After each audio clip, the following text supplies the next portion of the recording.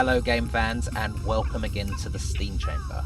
Today's game is Beatbuddy, which is released later on today on Steam. It is developed by a small indie dev called Freaks and is published by Reverb Publishing.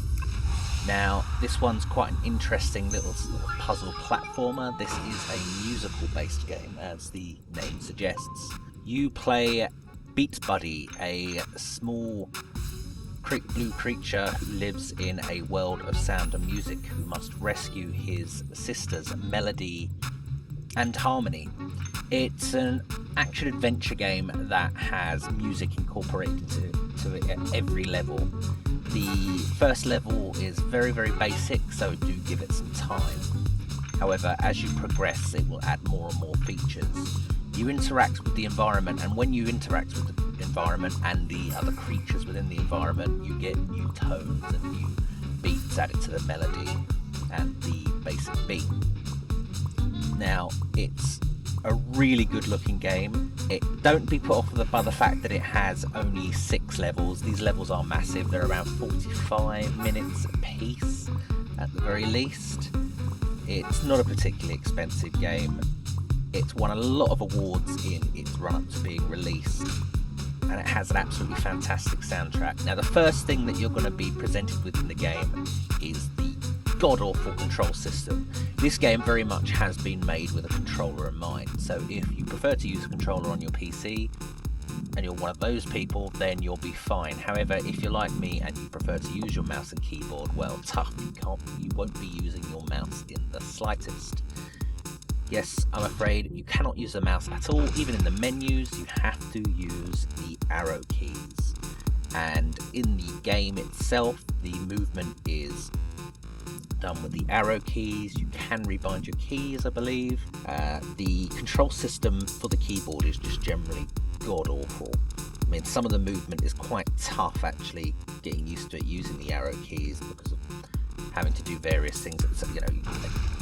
Pointing yourself in various angles and then using the dash, which is the space, and for some reason the attack is V and picking things up is F. Everything seems to be a bit spread out. Now, on a note of picking things up, you have to hold F. It says press F, but you actually have to hold F, just so you know.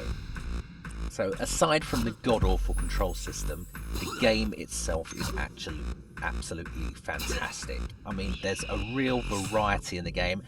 As I said earlier, the first level is a little on the slow side. However, once you get past that, the game is great, and it starts adding some fantastic features as you go through the game. I mean, by the third level, it's almost a completely different game from the first level. Each of the 6 levels is split up into, I believe, 5 chapters, which gives you a little bit of a break. There are checkpoints throughout the game.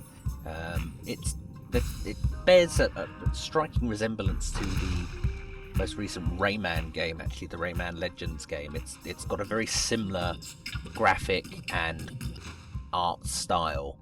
It's a really good looking game. It's got your usual pickups of like small diamonds that you have to pick up throughout the game, and then larger ones that are hidden as secrets throughout the game. You have relics, and you have doors that you have to open with special keys and such. It's got a real nice bit of variety in the game. There's some nice interactions going on there. There's some really nice designed world, and the music is fantastic. The music is done by Austin Wintory, Parol Stella, Saber Pulse and La Rochelle Band. So there's some big names in there, and ultimately it's a really, really nice sounding game. Like I say, the only real drawback is the fact that the control system is just so awful if you're using a mouse and keyboard. If you're one of those people that prefers to use a controller, then you're fine.